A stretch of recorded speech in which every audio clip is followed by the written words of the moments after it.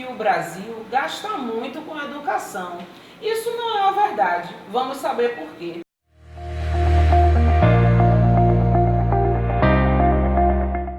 Eu estou aqui hoje no Café com Nelma com a professora com a carreira muito vasta em educação, Jumara Novaes. Tudo bem, professora? Bom tê-la por aqui. Estamos aqui com a professora e advogada. Eu chamo de Cris, mas Cris, se identifique melhor. Cristina Lima. Cristina Lima, advogada, professora, também com uma carreira aí impecável na área de educação.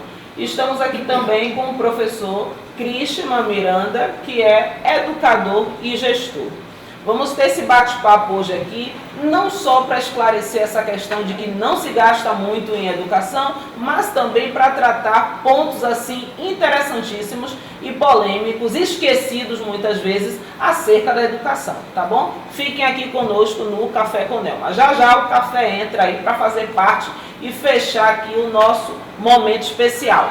Então, professora Jumara, há quem diga isso, né, de que o Brasil gasta muito com a educação. O que a senhora pensa a respeito desse assunto?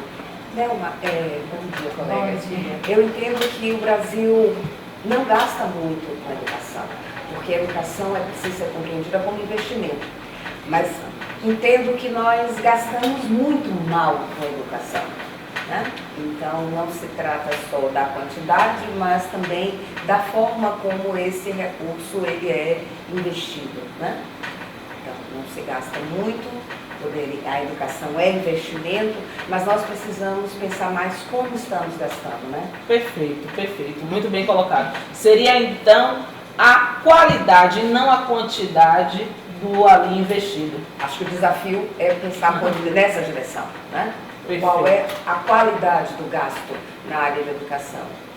Fantástico, fantástico. Vocês concordam com isso? Perfeitamente. Há que se pensar numa distribuição equitativa, né?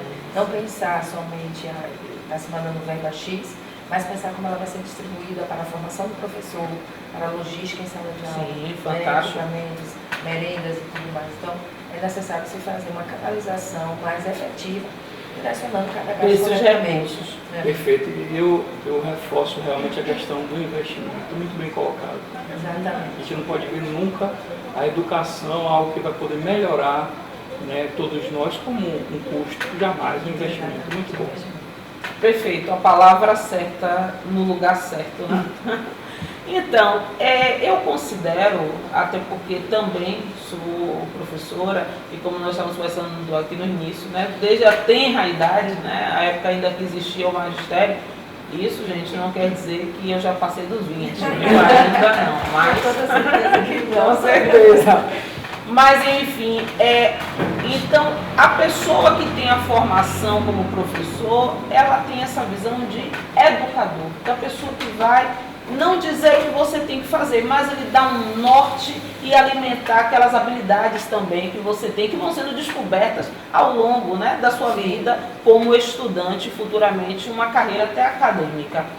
Mas ainda dentro da importância da educação, eu gostaria de saber de vocês qual o ponto de vista a respeito da estrutura educacional. Saber que a educação é uma das áreas estruturantes da formação de uma nação, certo? Então, assim, como é que vocês definiriam a importância do cuidado com esse lastro, se a gente pudesse assim chamar? Porque me parece que uma peça fora do lugar poderia desestruturar todo o sistema. E a falta de autoridade de quem fala sobre educação pode ser muito gravoso. Eu não conheço nenhum advogado fazendo cirurgia médica. Vocês conhecem? Então, o que é que vocês me dizem a respeito disso, o agregador desse? Eu começaria dizendo que é colocar, na verdade, as pessoas certas no lugar certo. Você acabou falando que um advogado não faz cirurgia. Então você não pode ter, na verdade, no ministério, na secretaria, uma pessoa que não tenha uma formação, que não seja um educador e que, como a professora falou nesse instante, que consiga ver a educação como um investimento e não como um custo. Isso é perfeito. Maravilhoso. Aí você toca num assunto que eu gosto bastante, que é a tecnicidade, né? A gente ir para a tecnicidade e sair do amadorismo, né? Isso em todas as áreas, né? As secretarias de Estado, obviamente não só da Bahia, mas do Brasil como um todo, elas precisam primar pela tecnicidade. A importância de você ter pessoas que conhecem, têm expertise de determinada matéria para tratar daquilo.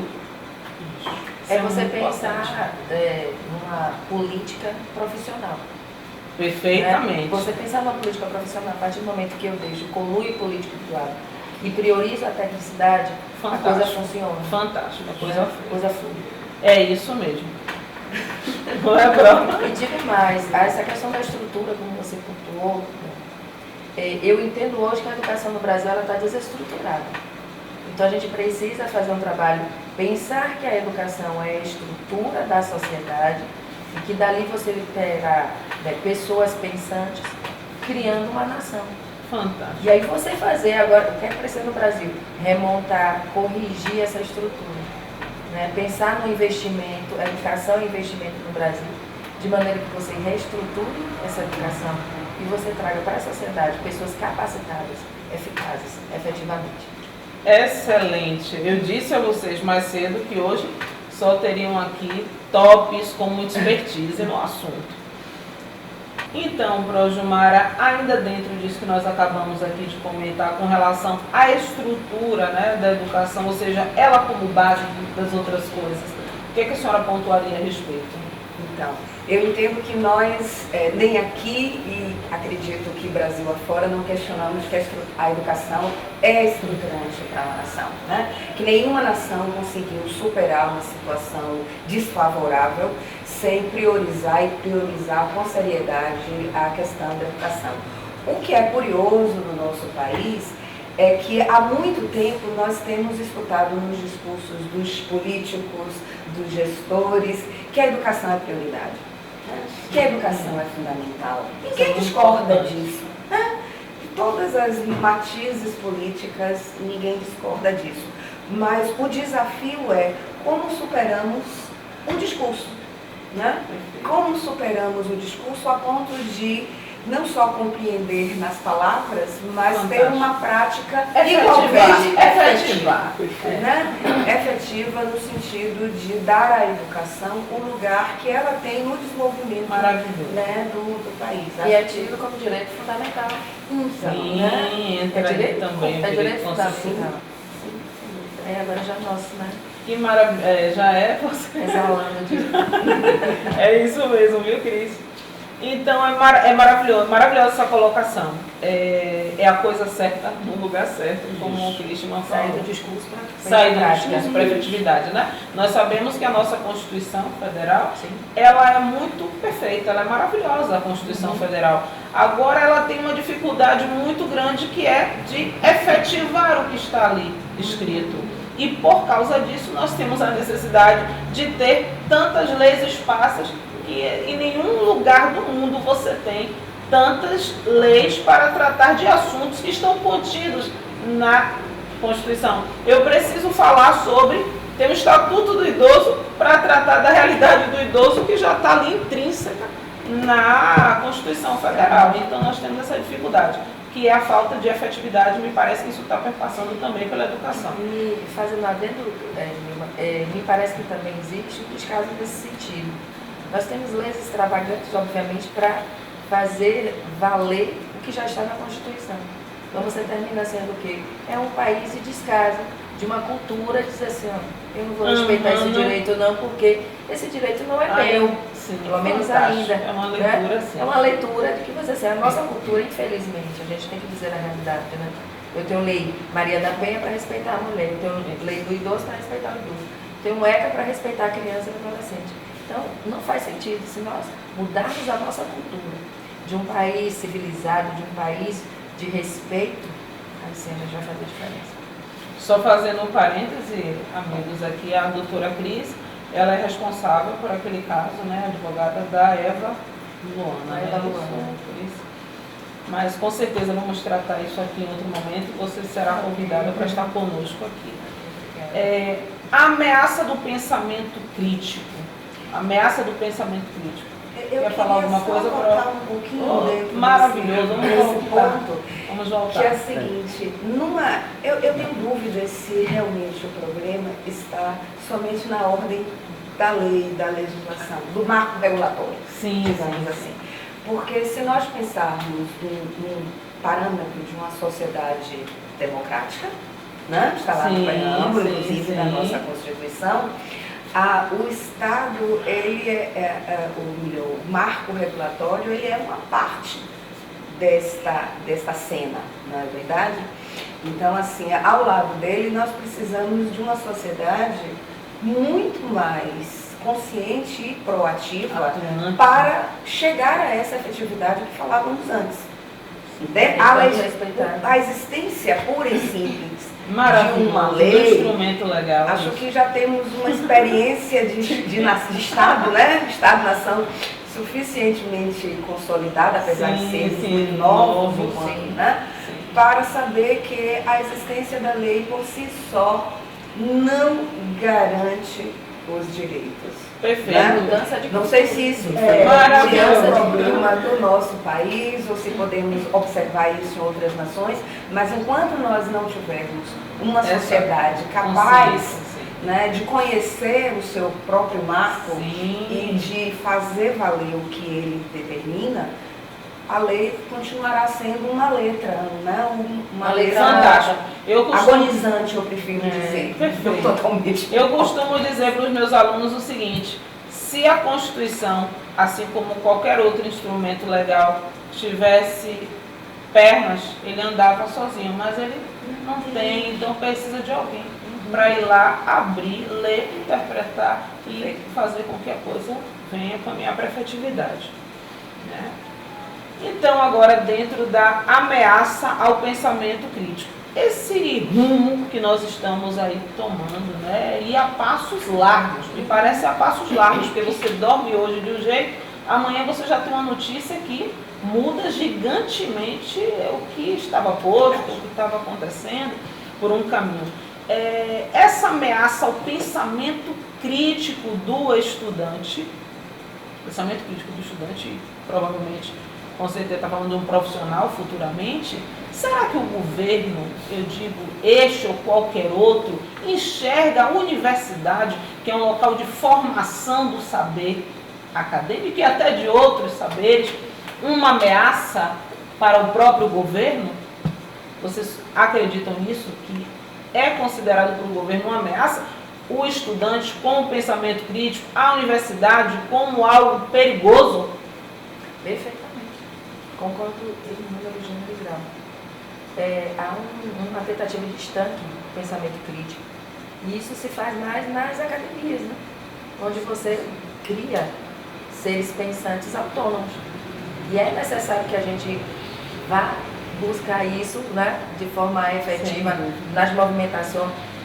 A última notícia que tivemos agora foi de que o ministro disse que são os professores que estão induzindo, coagindo alunos a irem às ruas. Então isso é gravoso, sim. Acho que é uma forma que a gente precisa combater enquanto docente, profissional da educação. Exatamente. E continuar em sala de aula fazendo sim, seres pensantes autônomos. Precisamos insistir. É isso mesmo. A ideia que a gente pode perceber é que isso não é uma coisa realmente de agora há muito tempo, que vem sendo tolhido do aluno, essa questão do ser crítico, de pensar, de ter oportunidade. Desde a oportunidade de entrar numa faculdade e estudar, isso já acontece há muito tempo. Ou seja, quanto menos souberem, quanto menos você puder interferir, melhor. Eu manipulo você. Isso, exatamente. Né? Eu faço um rebanhozinho e te conduzo. Assim fica fácil governar. Né? Enquanto eu tenho outros seres críticos pensando autonomamente, eu vou poder discutir, debater, dialogar. Agora, uma observação que eu faço, eu vejo que em sala de aula a gente tem um público diferenciado. É a minha impressão, tá? Enquanto professora. Alguns alunos a gente precisa criar esse ser pensante. Em outros, ele já vem. E aí a gente incentiva. Tá? Porque a gente também tem profissional na área da docência, fazendo com que esse ser pare de pensar. Eu sou hierarquicamente aqui superior a você, quem fala que sou eu que tenho conhecimento, e você ouve, vai tolindo aquele aluno. Então você tem vários cenários e que a gente precisa ter consciência disso. Dizer que não existe hierarquia, mas existe uma relação horizontal, onde eu aprendo com você aprende comigo. Né? E aí eu incentivo você a pensar diferente de mim, inclusive. Faço muito em sala de aula. Eu sou desse jeito, mas você não tem a obrigação de pensar igual a mim. Se você me trouxer a sua tese, a sua ideia, eu vou acatar a sua ideia. Eu tenho que respeitar, mas fundamente o seu pensamento. A importância da fundamentação, né? O estudante, ele precisa fundamentar. Na verdade, não só ele, todos nós precisamos fundamentar nossas ideias, nossos quereres, a gente precisa fundamentar. Eu não posso dizer isto e ponto. Acho que nós já passamos dessa fase. Já. Né? No Brasil, a gente já passou dessa fase. Outro ponto aqui também muito interessante que casa, que é uma cadeia, na verdade, é uma coisa puxando a outra dentro disso. É a censura prévia aos professores. Me parece que você delimitar o que pode ser dito ou não em sala de aula, ou dar a direção de como isso vai ser dito, é uma censura. Sim. Estou certa? Certo. Sim. Vocês alimentariam isso? Me dariam algum exemplo prático?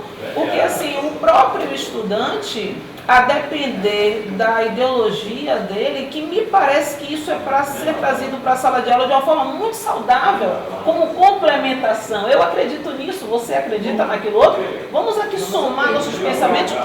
Porque, amigos, sem querer citar aqui nenhum partido político, nem ninguém, mas eu digo a vocês uma coisa, é a minha concepção. O partido político hoje, para mim, é uma doença ruim, é algo muito negativo.